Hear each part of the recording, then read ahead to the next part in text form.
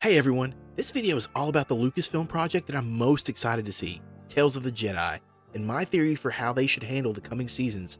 Let's jump in. With Tales of the Jedi, we are getting a much deeper look into the personal events that helped mold our favorite Jedi over the years. It's no accident that Season 1 is pairing both Dooku's and Ahsoka's journeys together. We are getting direct comparisons between two responses to similar scenarios and their outcomes. So many different lessons and cautionary tales that we can actually apply to our real lives. In Season 1, we are getting two Jedi who both left the Order, both leaving out of principle, but one left due to what the Jedi have become, the other due to what the Jedi have failed to become. Dooku and Ahsoka were two of the Order's most charismatic students.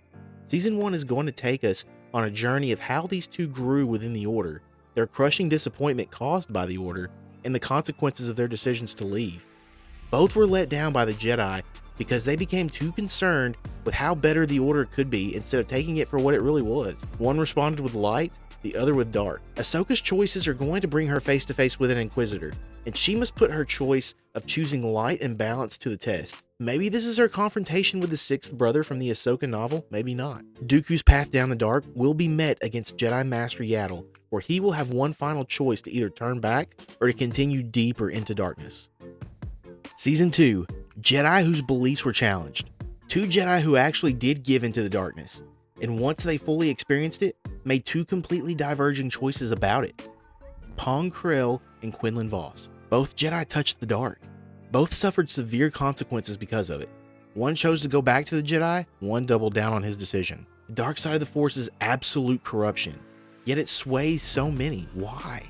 Well, the same reason poison berries get ingested. The same reason Venus flytraps are attractive plants. Its fruit must be sweet and seductive in order to reel its victims in. Pong Krell is arguably the most hated Jedi in the Order if you've seen Clone Wars. He's best known for sabotaging the Republic campaign on Umbara.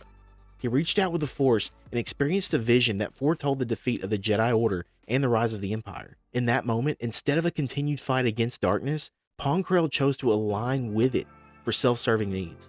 Season 2 of Tales of the Jedi will explore his younger years and what led him to selfishly make such a decision. It would also reveal his relationship with other Jedi in the Order and how his presence affected their lives. Quinlan Vos is someone we've been excited for. He's a Jedi famous for living life on the brink of tradition and rules. In the beloved novel Dark Disciple, Vos, along with Asajj Ventress, are on a mission to assassinate Count Dooku. During this encounter, Vos, for lack of better words, touches the darkness, partially due to his vulnerability to his own feelings for Asajj Ventress, and partially because he was convinced that it would take darkness in order to defeat darkness. He becomes Count Dooku's apprentice after a long period of subjected torture and coercion, and pledges fealty to the Dark Lord of the Sith. Though dimmed, he managed to hold on to the little bit of light inside of him when he chose to spare Count Dooku in the final confrontation. Season 2 would explore his rebellious nature and hopefully some of the interactions between he and Asajj Ventress that we never truly got to see. I'd love to see the final battle between Vos and Dooku played out. Now, before we continue, please make sure to drop a like, and I'd be honored to be trusted with your subscription as well. Season 3, Jedi who overcame traumatic experiences. Let's go with Depa Billaba and Sifo Dyas for this one. Both Jedi suffer from traumatic experiences. Billaba through war and surviving a coma, Sifo through experiencing his vivid Force visions. Both continued into the light. However, overcoming an intense ordeal, such as surviving injuries that resulted in a long-term coma, can shed light on the mental health struggles that we rarely see played out throughout the Clone Wars. Sifo Dyas as well suffered painstaking visions that left him exhausted and temporarily incapacitated. Any chance that Star Wars can use our heroes to shine a light on mental health struggles and how they deal with them, they should take it. Adult fans, but especially our children, deserve every meaningful story that can better their future. Season 4, Jedi who learn the value of humility. Two Jedi of the highest pedigree who have to deal with the enormity of their own power. One chooses to view his power as a responsibility, the other seeks to blaze new trails with his power as a weapon. Luke Skywalker and Ben Solo.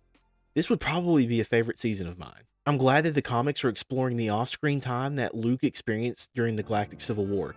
If you haven't tried the Marvel Star Wars comic by Charles Soule, I highly recommend it. This season of Tales could explore his maturation in the Force, as well as his road to becoming a man. I remember being in awe of Return of the Jedi Luke's discipline and patience. More adventures from him in the in-between time, and even after his duel with his father, could reveal his struggles as a lone Jedi and explain the origins of why he chose to start his own temple in the first place. It would also be cool to watch him meet Ahsoka here as well, along with training Leia. That would be really cool to watch. There's no greater lesson in humility than realizing that there are things to be learned from others. Ben Solo would also be an incredible story to add in this season as well. It was very cool confirmation to see his time as a student of Luke's in the Rise of Kylo Ren comic. The confirmation comes when we learn that Ben is the most gifted student in Luke's temple. He's clearly leagues ahead of the other students. With him being so naturally gifted, the conflict arises when he believes that there's nothing left for Luke to teach him. I would hope this season explores his comfortability and power, and his uncomfortability as well. His choice to turn away from Luke, the backlash of his total and complete embarrassment by Luke at the end of The Last Jedi, and what led to his humble decision to give his life for Rey's. Season 5, Jedi who disagreed with the Jedi Order. Qui-Gon Jinn and Keeve Trennis. There are many Jedi in the Order with great stories, but some of the most interesting tales of the Jedi are the ones of those brave enough to question the Order, to challenge it in such a way that it must do better in order to survive. I can think of 2 Jedi who would tell great stories during the season. Of course, Qui-Gon Jinn is known for being outspoken against the Council at times. He's not afraid to disagree with decisions and methods. This is in part due to his tutelage by Master Dooku, who showed Qui-Gon that the Council is not to be held on some mystical pedestal, but they are a conglomerate of individuals just like him wanting to spread light in the galaxy. Sometimes they get it right, and other times they get it wrong. I would like to see this season in particularly focus on seeing the wrongs within the Jedi Order and why he chooses to stay anyways. Conversely, newcomer to the Star Wars canon, Keeve Trennis would make a great other side of that coin. If this face and name are new to you, Keeve Trennis is a Jedi Knight during the High Republic era. There are so many great reads through this initiative that I highly recommend, but Keeve's story is stamped throughout the High Republic comic series by Cavan Scott. What fits Keeve into this theme for Season 5 doesn't fully come from the High Republic, but rather a bust of her in the Jedi Archives, the Lost 20. The Lost 20 were Jedi Masters of old who for several different reasons left the Order. We know that Keeve leaves the Order due to this fact, and the comics explore her missions as a newly named Jedi Knight who, while rebellious, has deep reverence for the Order. I would like to see how she comes to the same realization that Qui-Gon Jinn did, yet she makes a different choice. She chooses to leave.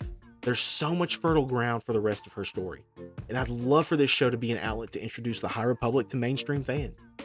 These seasons can go into several different directions with so many different Jedi and topics, and I just hope we are getting something meaningful and exciting. I'm not sure if I will review Season 1 fully, but if there's any interest there, I'll gladly do it. Please let me know in the comments if you want more Tales of the Jedi content. In the meantime, take care, God bless, and may the Force be with you, always.